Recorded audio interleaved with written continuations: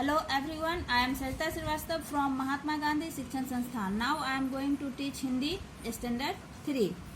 बच्चों, पिछले वीडियो में आपने खरगोश की चतुराई कहानी का कुछ भाग पढ़ा था.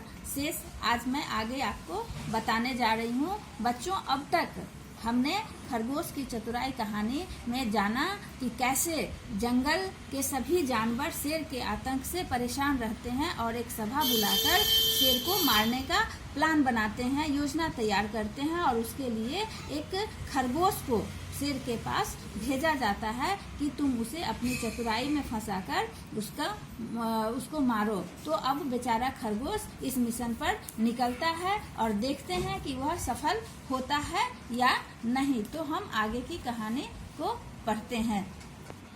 बच्चों, खरगोश शेर की मांद की ओर चल पड़ता है. खरगोश दोपहर के बाद शेर के सामने पहुंचा.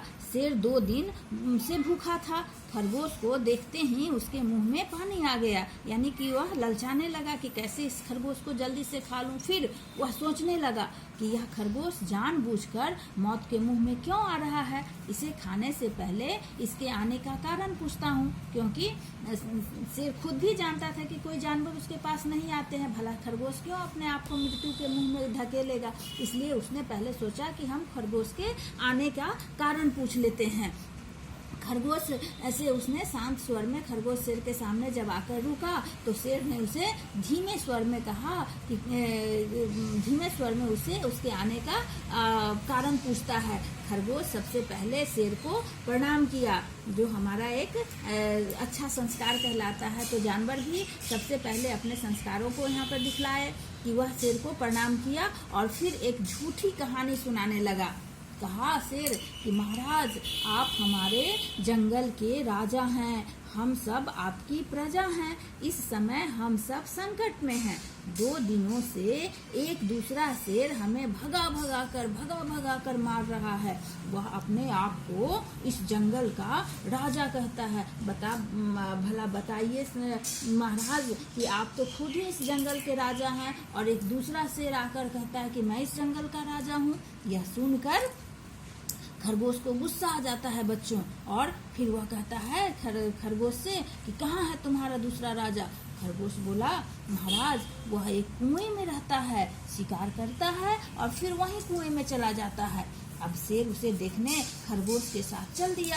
कुएं के पास पहुंचते ही खरगोश ने शेर को संकेत करके, यानी कि इशारा करके कहा कि महाराज, यही वह कुआं है जहाँ शेर रहता है. अब बच्चों, कुएं में तो पानी रहता है. शेर ने कुएं में झांका, यानी छुपकर देखा. पानी में अपनी परछाई, यानी कि अपनी ही प्रतिबिंब उसे, अपनी ही छाया उसे दिखाई दी. उसने सोचा कि कुएं में कोई दूसरा शेर है. वह गुस्से में उस पर दहाड़ा. तो उसकी परछाई भी उसी तरह से उसका रिएक्शन दिया.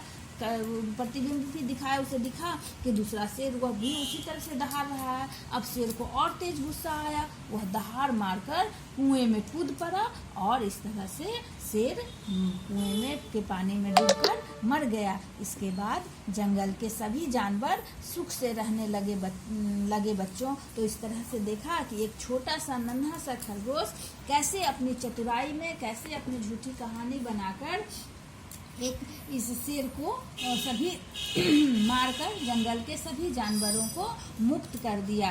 तो कोई भी जानवर छोटा या बड़ा नहीं होता है बच्चों. कोई भी चीज़ छोटा बड़ा नहीं, उसमें हमें हमेशा अपने बुद्धि का इस्तेमाल करना पड़ता है और बुद्धि से ही हम किसी भी लड़ाई को जीत सकते हैं.